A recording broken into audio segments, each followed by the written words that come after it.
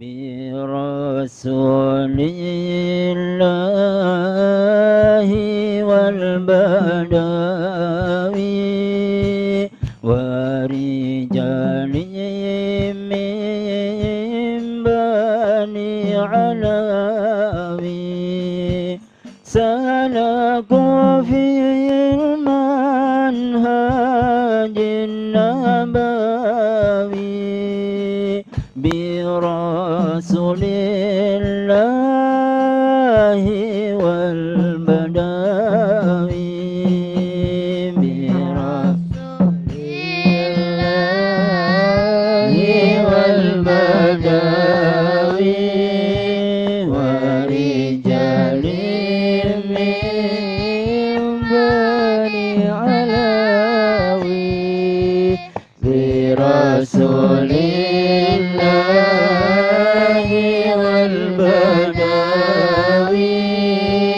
ورجال من بني علوي سلكوا في المنهج النبوي برسول الله والبدوي ربي إني قد مددت يدي منك أرجو فائض المدد ربي إني قد مددت يدي منك أرجو فائض المدد فأغثني أنت معتمدي برسول الله والبدوي برسول الله والبدوي ورجال من بني علوي برسول الله والبدوي ورجال من بني علوي سلكوا في المنهج النبوي برسول الله والبدوي. الفاتحة إلى حضرة الحبيب محمد صلى الله عليه وسلم وآله وأصحابه وأزواجه وذريته وأهل بيته وإلى أرواح جميع الأولياء والشهداء والصالحين وأرواح سادتنا الصوفياء المصنفين الكتب وأصحاب الراتب والحزب والأوراد والعدياء الجميع خصوصا سيدنا الإمام الفقيه المقدم محمد بن علي بالي وجميع سادتنا على البالي كل صالح ولي وأصولهم وفروعهم وذوي الحقوق عليهم وإلى روح صاحب المؤلف الشيخ عبد الله بن عبد الرحمن بن الحاج بافضل وأصولهم وفروعهم وإلى أرواح جميع مشايخنا سن شيخي أبي حسن بن عبد الله بن مرشاطر والحب سالم بن عبد الله بن مرشاطر والحب حسن بن أحمد بهرون والحب قاسم بن أحمد بهرون والحبيب مصطفى بن أحمد بهرون والحبيب حسين بن صالح المخضار والحبيب إدريس الهندوان والحبيب حسين بن صالح المخضار وسلم وفريم وإلى أرواح أمهاتنا وأمهاتكم وآبائنا وآبائكم وأجدادنا وأجدادكم وأمواتنا وأمواتكم وأموات هذه البلدة من المسلمين والمسلمات والمؤمنين والمؤمنات وأن الله يغفر لهم ويرحمهم درجات في الجنة وعيد علينا من بركاتهم وأسرارهم وأنوارهم وعلم ونفاتهم في الدين والدنيا والآخرة وبنية أن الله يشفي الحبيب رضا الهندوان أن الله شفاء عاجلا شفاء لا يغادر سقما ولا ألما شفاء عاجلا يا رب. وهذه نية ولكل نية صالحة. وإلى حضرة النبي محمد صلى الله عليه وسلم الفاتحة.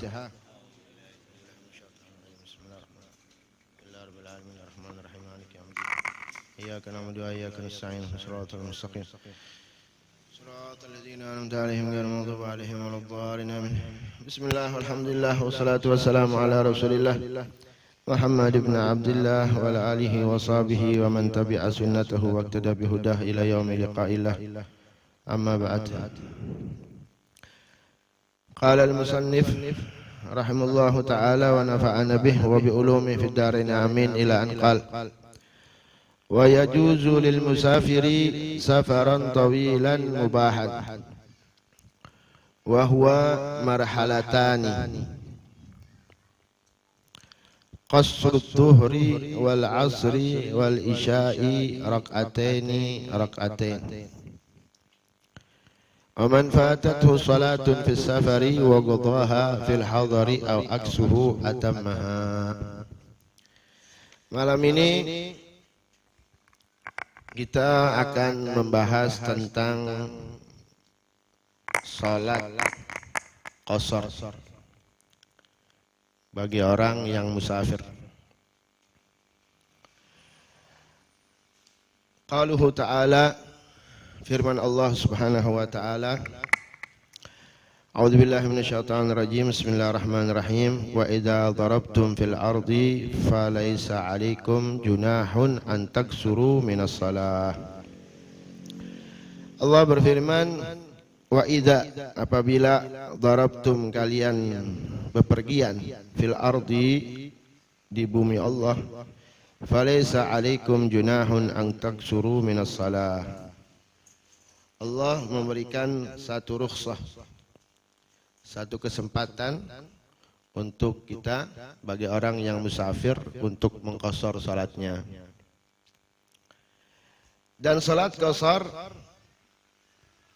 disyariatkan pada tahun 4 minal hijrah, pada tahun 4 daripada hijrah. Ada yang mengatakan tahun kedua. Ada yang mengatakan juga ba'dal hijrah bi arba'ina yauman. Setelah hijrah 40 hari baru ada syariat salat qashar.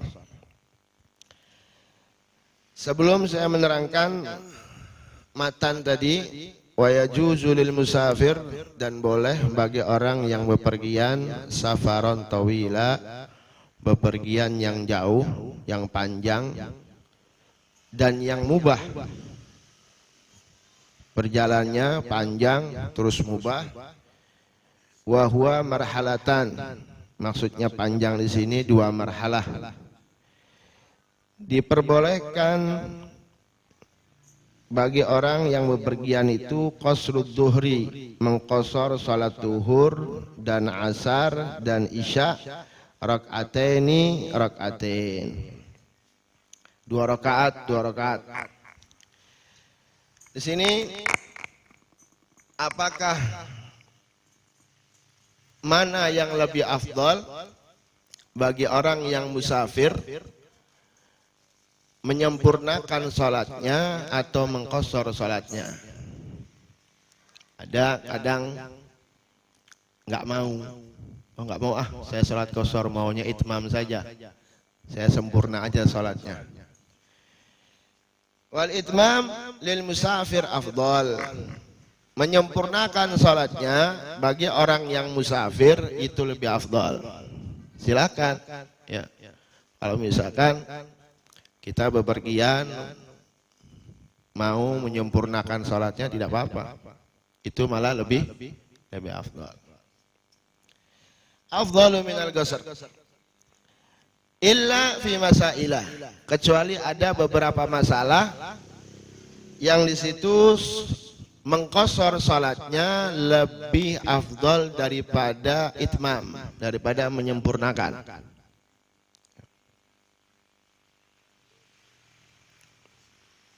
Yang pertama, idza qasadal musafiru 3 marahil. Kalau musafir itu bertujuan perjalanannya 3 marhalah. Kalau misalkan kita mau jalan, bepergian atau safar, tapi yang kita tuju itu tempatnya 3 marhalah.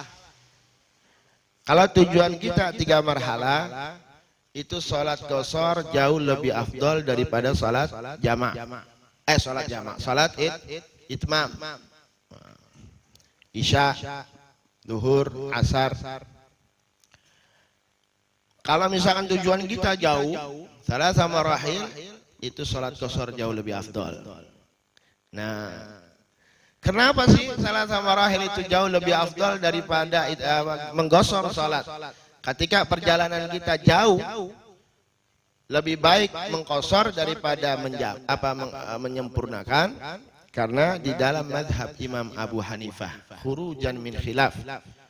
Karena jangan sampai kita melakukan suatu yang ada perbedaan di situ lebih mencolok. Karena di dalam mazhab Imam Abu Hanifah, kalau perjalanannya 3 marhalah, maka wajib bagi orang musafir itu mengqashar salatnya di dalam mazhab Abu Hanifah. Makanya kita di dalam mazhab Imam Syafi'i sah-sah saja kalau kita mau menyempurnakan salatnya, tapi salat qashar jauh lebih afdal. Salat marhalah itu ya kurang lebih 83 kilo itu. Ya, 83 kilo. Ya, 83 kilo itu kurang lebih. Perjalanan 2 hari. Nah, itu. Perjalanan 2 hari.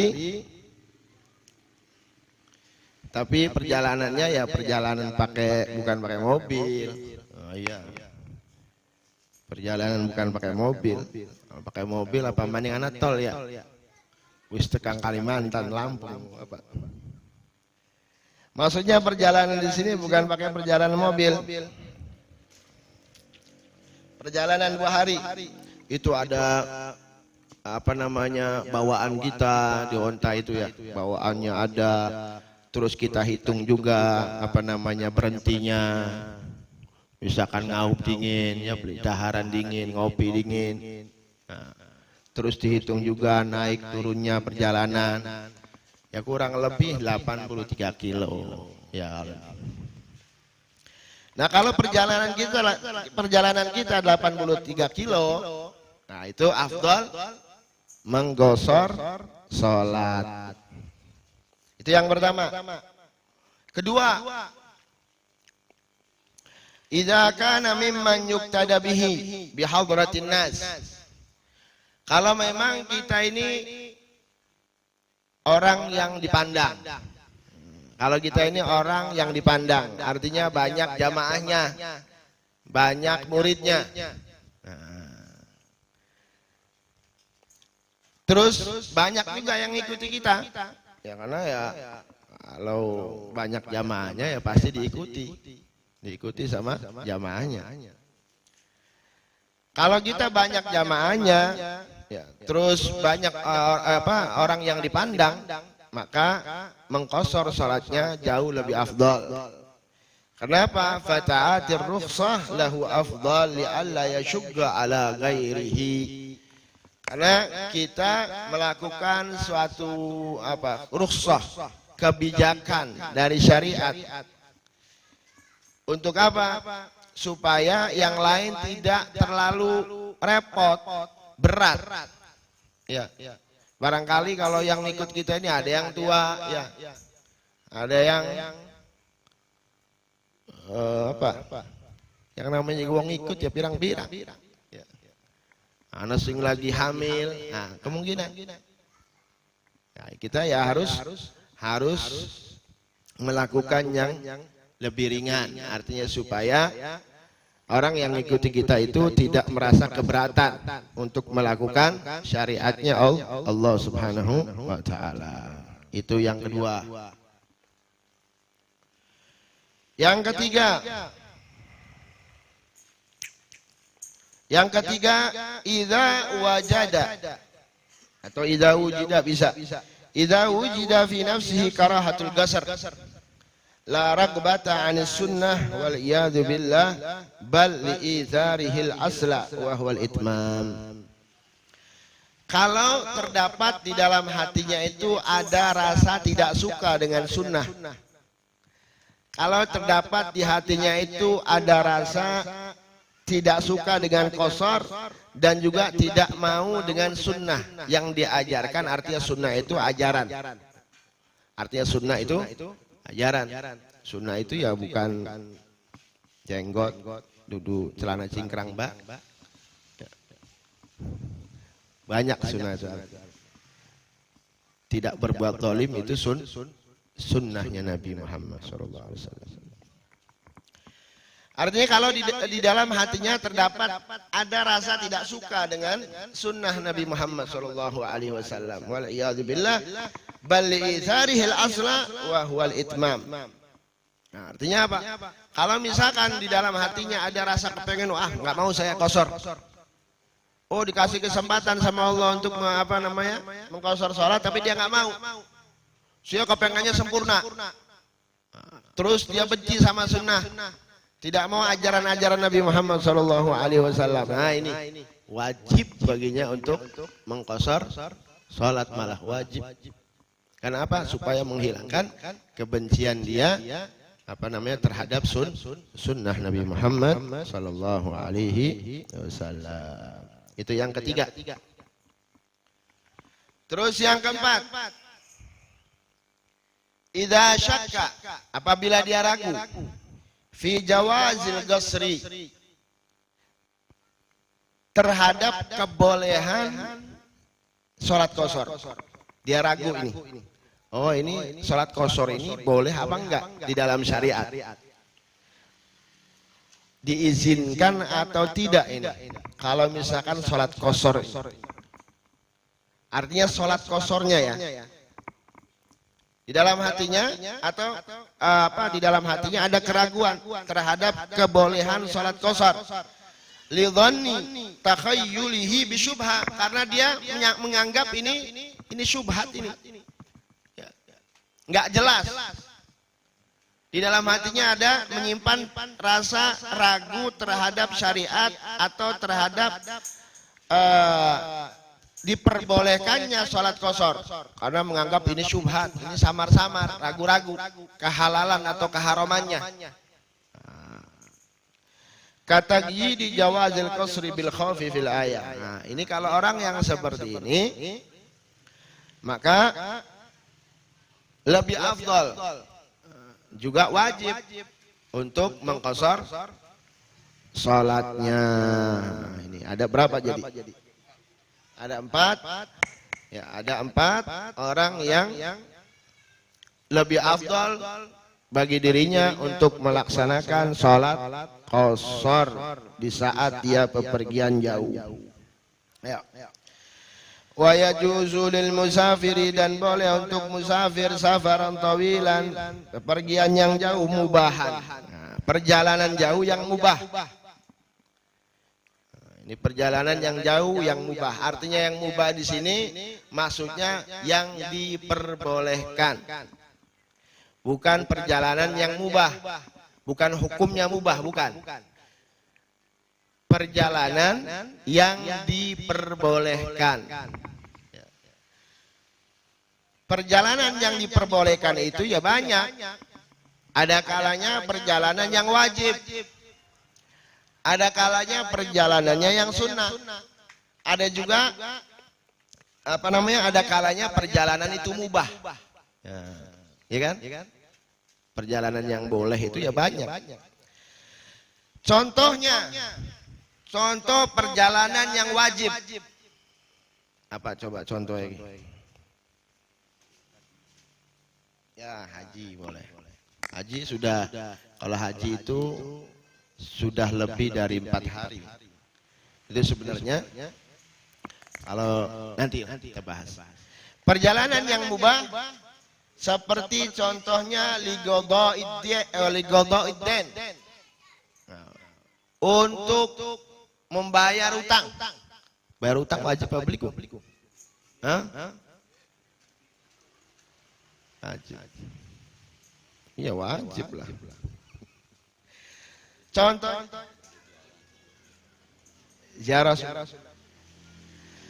Nah, kalau yang wajib contohnya ligogo iden seperti membayar hutang.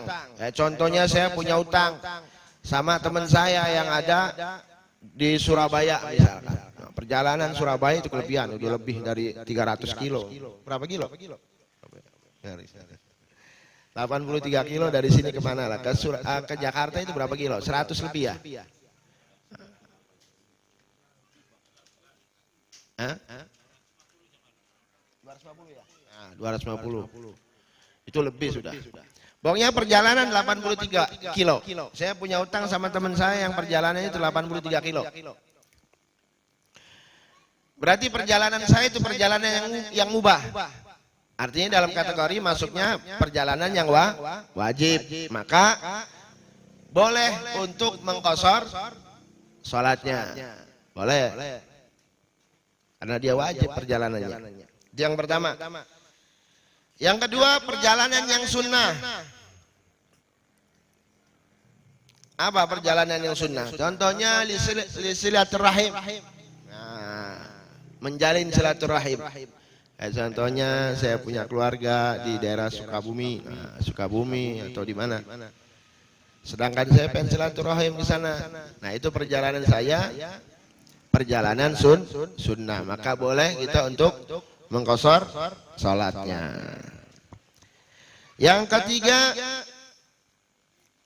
safar al-mubah. Safar yang mubah. Safar yang mubah. Safar yang mubah contohnya seperti perjalanan untuk litijarah, untuk jualan. Jualan atau kerja. Ya. Atau perjalanan kerja mubah itu perjalanannya ya. Atau ya jual beli, berdagang, itu perjalanan mubah. Bagaimana hukumnya mubah? Hukumnya mubah gimana? Wa khussa ma yubahu bistiwa'i al-fi'li wa tarki ala sawa. Ditinggalkan boleh, dilakukan boleh.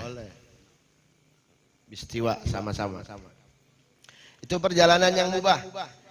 Ada lagi perjalanan yang makruh, termasuk boleh juga. Perjalanan makruh termasuk juga boleh, mubahan. Ya, perjalanan yang makruh juga termasuk boleh. Contohnya seperti safarus syakhsi wahdah. Contohnya orang bepergian tapi sendiri. Jalannya sendiri nggak bawa teman, itu perjalanan makruh. Kita kalau berjalan ke Jakarta, kita sendiri, nah itu makruh. Ya, sering ya kan. Kau batur diongkosi. Ya. Nah itu perjalanan apa namanya? Yang makruh, perjalanan sendiri. Itu boleh, masih boleh untuk mengqashar salat. Yang tidak boleh adalah perjalanan yang haram. Lalu bagaimana sih perjalanan haram? Perjalanan tujuannya untuk bermaksiat. Nah, misalkan saya kepengen naudzubillah si A, si fulan pengen meng Jakarta, arep apa sih meng Jakarta? Arep dugem, arep diskotik. Ada namanya perjalanan yang haram. Arep pendi meng Jakarta, arep temenan mana meng Jakarta. Nah, itu nggak boleh. Itu namanya perjalanan yang haram. Tapi misalkan ada perjalanan dia perjalanannya mubah, tapi di tengah jalan dia melakukan maksiat. Yakin sih ngake? Ya. Kan Jakarta tujuannya apa? Oh tujuannya hall. Meluru ketemu ningkana, ketemu wadon. Akhirnya maksiat. Oli apa beli? Ah ini boleh. Karena bukan dari awalnya dia tujuannya untuk bukan untuk maksiat, tapi tujuannya untuk hadir haul. Nah, itu masih boleh. Ya, masih boleh kecuali yang syak min awalihi. Dari awalnya dia tujuan untuk melakukan maksiat, itu yang tidak tidak boleh. Makanya ada perkataan siapa? Yahya bin Mu'ad, ma'asallaha karimun wala athara alal akhir wala athara dunya alal akhirati halimun. Tidak mungkin orang yang karim itu melakukan maksiat. Orang yang karim tidak mungkin melakukan maksiat. Al-karim yaitu an yasuna nafsahu minal munkarat. Orang yang karim itu orang yang bisa menjaga dirinya tidak melakukan maksiat. Karena orang yang karim tidak mungkin maksiat. Seperti hadis Rasulullah sallallahu alaihi wasallam, la yazni zani hina yazni wa huwa mu'min. Tidak mungkin berzina orang mukmin ketika tidak mungkin berzina orang penzina ketika dia berzina dia dalam keadaan mukmin. Tak mungkin. Orang yang berzina ketika dia berzina dia dalam keadaan mukmin itu tidak mungkin, karena ketika melakukan zina dia sudah menghilangkan wujudnya Allah. Dia menghilangkan adanya Allah karena dia merasa Allah tidak melihat, makanya dia berzina, makanya dicabut imannya oleh Allah. Sudah. Kalau dia mati berarti tidak membawa iman. Wala yasrik asyarik hina yasrik wa huwa mu'min. Dan enggak mungkin orang itu koruptor, ya, orang itu korupsi, ketika dia korupsi, ketika dia maling, wa huwa mu'min. Enggak mungkin, karena ketika dia nyolong atau dia korupsi, dia merasa adanya Allah, nggak mungkin, karena ketika dia korupsi merasa dia meyakini bahwa Allah tidak melihat, makanya Allah ambil imannya. Kalau mati, naudzubillah min dzalik, su'ul khatimah. Wala yashrab al khamra asyaribu hina yashrabuha wa huwa mu'min. Dan nggak mungkin orang pemabok, orang yang minum khamar ketika dia mabok dia dalam keadaan mukmin, nggak mungkin. Ya, nggak mungkin. Karena ketika dia minum, dia merasakan, dia meyakini bahwa Allah itu tidak ada, makanya dia minum. Makanya ketika dia mati dalam keadaan mabok, mati dalam keadaan su'ul khatimah, faqis ala dzalik. Maka kiaskan semuanya dengan itu. Contohnya lagi, wala yadhlim adh-dhalim hina yadhlim wa huwa mu'min. Nggak mungkin. Orang zalim berbuat zalim ketika dia berbuat zalim dalam keadaan mukmin, nggak mungkin. Ya contohnya sekarang, ya kita doakan Al Habib Muhammad Rizq bin Husain bin Syahab. Oh, masya Allah, cucu Nabi lagi dizalimi ya. Ini cucu Nabi nih, lagi betul-betul dizalimi. Kita doakan yang menzalimi ini. Ketika dia berbuat zalim, tidak mungkin di dalam hatinya ada iman, nggak mungkin. Hilang sudah imannya. Tidak mungkin dia bersaksi palsu. Bersaksi palsu, terus ada iman di dalam hati, nggak mungkin. Karena ketika dia bersaksi palsu, dia pasti sudah menghilangkan adanya Allah Subhanahu wa Ta'ala. Ketika dia tidak tobat, segera tidak tobat, kalau dia ambil oleh Allah Subhanahu wa Ta'ala nyawanya, maka dia mati dalam keadaan su'ul khatimah. Apa kata Allah? Faqad khaba man hamala zulma.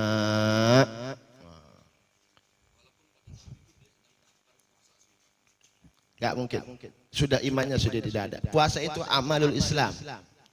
Karena puasa itu amal jawareh. Yang namanya iman itu di sini. Iman itu apa namanya? Perbuatan hati. I'tiqad, keyakinan adanya Allah. Ketika dia berbuat maksiat, berbuat zalim. Ya, ketika dia berbuat zalim, dia sudah merasakan, meyakini bahwa Allah itu tidak ada dan tidak melihat. Nah, makanya kata Allah, faqad khaba man hamala zulman. Celaka dan merugi orang-orang yang membawa kezaliman. Allah tidak pernah zalim. Allah tidak pernah zalim. Allah menyiksa hambanya karena perbuatan hambanya sendiri. Allah tidak berbuat zalim. Apa kata Imam Ibn Ruslan? Lahu igabu man atahu kama yusibu man asa wa yulin ni'ama kadzalahu ayu'limal atfala wa wasfuhu bidzalim istihala. Allah itu disifati zalim itu enggak mustahil. Allah tidak pernah berbuat zalim, tapi Allah sendiri yang mengatakan ana zalim, saya ini zalim. Zalim bagaimana? Illam tagim ala zalim. Kalau saya tidak membalas orang-orang yang berbuat zalim. Allah ini tidak pernah berbuat zalim, tapi Allah sendiri mengatakan ana zalim. Saya ini zalim kalau tidak membalas orang-orang yang berbuat zalim di muka bumi. Jadi kita tinggal tunggu. Ya. Kita tinggal tunggu. Ada waktunya. Orang-orang yang zalim itu ada waktunya. Kapan waktunya? Allah. Apa kata Allah di dalam surat At-Taha? Walaula kalimatun min rabbika lakana lizaman wa ajalum musamma. Itu nas Al-Quran. Walaula kalimatun, kalau bukan ketentuan Allah. Ketentuannya apa sih ketentuan Allah? Allah undur. Allah nanti terus diundur-undur baik terus ayo pengen beruh.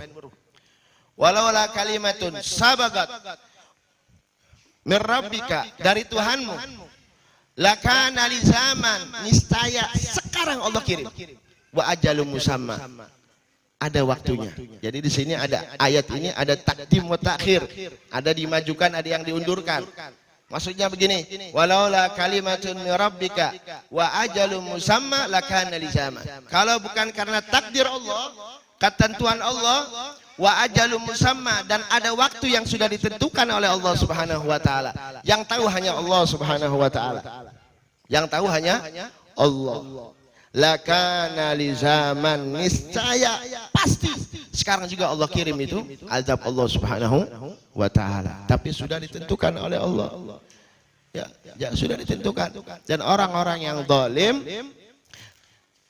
hatinya tidak mungkin senang walaupun kelihatannya senang. Wa in tana'ama zahiruhu, kata Imam Asy'arawi, wa in tana'ama zahiruhu, walaupun kelihatannya nikmat zahirnya padahal di hatinya gelisah. Naudzubillah min dzalik. Naudzubillah min dzalik. Wala tamuddanna ainaika ila ma matta'na minhum azwajan zahratal hayatid dunya linaftinahum fihi. Diuji oleh Allah Subhanahu wa taala. Jangan kamu pernah fokus sama pandangan kamu sama orang-orang yang berbuat zalim, kelihatannya enak padahal mereka hatinya gelisah. Sengsara. Naudzubillah min dzalik. A'udzubillah min dzalik. Apa kata Allah selanjutnya? Qul kullum mutarabbisun fatarabbasu fasata'lamuna man ashabus siratis sawi wa man ihtada. Itu surat Thaha. Jelas. Kita baca surat Thaha tiap hari ya. Surat Thaha itu bagus dibaca sebelum salat subuh. Itu tiap hari kalau kita istiqamah baca surat Thaha, tiap hari masuk rezeki baru. Rezeki baru bakal masuk di rumah kita. Kita bacanya tapi sebelum salat subuh. Itu ijazah dari guru saya Habib Hasan. Nah, Abdullah bin Umar Syatili, kalau kita baca surat Thaha tiap hari sebelum subuh, itu rezeki yang baru tiap hari masuk. Enggak. Kata Allah, "Qul kullum mutarabbisun." Katakan ya Muhammad, kullum mutarabbisun. Semua menanti. Mereka menanti, kita pun menanti. Kapan waktu itu tiba? Semuanya menanti. Kita menanti, sampaiannya menanti. Ini kapan orang zalim ini akan diadab oleh Allah Subhanahu wa taala? Semuanya menanti. Semua yang melihat apa? Kezaliman yang kita saksikan di hadapan mata kita ini semuanya menanti kapan ini orang zalim disiksa. Kapan ini orang zalim diadab oleh Allah Subhanahu wa taala? Qul kullu mutarabbisun, kata Allah. Qul ya Muhammad, katakan sama orang-orang yang berbuat zalim, kullu mutarabbisun, semuanya menanti. Fatarabbasu, Tunggu saatnya. Tunggu saatnya nanti. Fatarabbasu. Fasata'lamuna man ashabus siratis sawi wa man ihtada. Fasata'lamun. Kalian akan tahu siapa yang di jalan yang benar dan di jalan yang lurus. Kita akan menonton nanti. Nah, kita akan nonton siapa yang bertanggung jawab yang melakukan kezaliman terhadap cucunya Rasulullah sallallahu alaihi wasallam. Ini nggak apa-apa saya ngalur ngidur ceritanya ya. Pas kebetulan cerita maksiat. Kenapa nggak mungkin orang yang beriman kepada Allah Subhanahu wa taala dia berbuat zalim, ana zalim in lam antaqim ala zalim. Saya ini zalim kata Allah, zalim saya ini kalau saya tidak membalas nanti perbuatan orang-orang yang zalim. Masya Allah, ngeri. Waqad khaba man hamala dzulma. Masya Allah. Ya, itulah. Gak mungkin orang mukmin berbuat maksiat, berbuat zalim. Allah semua dosa Allah ampuni. Semua dosa. Yaghfiru ma yasha'u ghairu syirki bihi khuludun nari duna syakki. Yaghfiru ma yasha'u ghairu syirki bihi khuludun nari duna syakki. Kata Imam Ibn Ruslan dalam Zubat, yaghfiru man yasha'u ghairi syirki bihi khuludun nari duna syakki. Allah mengampuni semua dosa hambanya, diampuni oleh Allah Subhanahu wa taala. Bagi siapa yang mau taubat kepada Allah diampuni oleh Allah. Dan kita tidak boleh suudzon sama Allah. Allah tidak mengampuni dosa kita, nggak boleh. Hadza suudzon. Itu dosa besar juga. Kita harus yakin dan husnudzon sama Allah bahwa Allah akan mengampuni dosa kita. Harus husnudzon sama Allah. Karena Allah itu karim, Allah itu maha pengampun. Semua dosa akan diampuni oleh Allah Subhanahu wa taala, ghairu syirki, kecuali perbuatan syirik. Kecuali syirik, Allah tidak akan ampuni mereka. Bihi khuludun nari duna syakki, dia akan berada di neraka selamanya orang-orang musyrik. Itu yang pertama, Allah tidak mengampuni orang-orang yang berbuat musyrik. Kedua, orang-orang yang berkaitan dosanya, kesalahannya berkaitan sama makhluknya Allah Subhanahu wa taala. Allah angkat tangan. Allah angkat tangan. Nabi Muhammad angkat tangan. Nabi Muhammad akan memberikan syafaat. Oh, angkat tangan Nabi Muhammad. Enggak bisa. Allah saja angkat tangan. Apalagi Nabi Muhammad sallallahu alaihi wasallam. Abu Jahal ini ngeri. Sadis. Rasulullah setiap kali disakiti oleh Abu Jahal. Setiap ketemu disakiti oleh Abu Jahal. Tapi suatu saat Rasulullah sedang duduk sama Sayyidina Umar, sama Sayyidina Utsman, sama para sahabatnya. Datang seorang ngadu ke Rasulullah, ya Rasulullah, Abu Jahal akhadha mali. Abu Jahal mengambil harta saya. Abu Jahal zalamani ya Rasulullah. Abu Jahal mendolimi saya. Apa kata Rasulullah? Al-an ana agung. Ayo datang ke Abu Jahal. Ini sahabat sampai bingung. Ya Rasulullah, ini Abu Jahal ini. Orang yang sadis. Apa kata Rasulullah? Nggak peduli. Kalau ada orang yang berbuat zalim di hadapan saya akan terjang. Ini Rasulullah sallallahu alaihi wasallam. Tapi kalau dirinya yang disakiti, Rasulullah biasa. Tapi kalau ada orang yang didolimi, Rasulullah langsung bangun. Datang Rasulullah ke Abu Jahal, digedor rumahnya Abu Jahal. Hei ya Abu Jahal, keluar kamu. Digedor sama Rasulullah. Kamu sudah mengambil hartanya dia. Apa kata Abu Jahal? Biasanya Abu Jahal berani menantang Rasulullah. Tiba-tiba kecut, takut sama Rasulullah Shallallahu Alaihi Wasallam. Takut. Istrinya sampai ngomong, wahai suamiku, saya tidak pernah melihat kamu ini seperti ini. Kecil sampai pucat, mukanya pucat. Apa kata Abu Jahal? Wahai istriku, kalau kamu melihat apa yang saya lihat sekarang, niscaya kamu juga akan seperti saya. Gemeter kamu. Apa yang dilihat sama Abu Jahal? Rasulullah Sallallahu Alaihi Wasallam bersama para malaikatnya.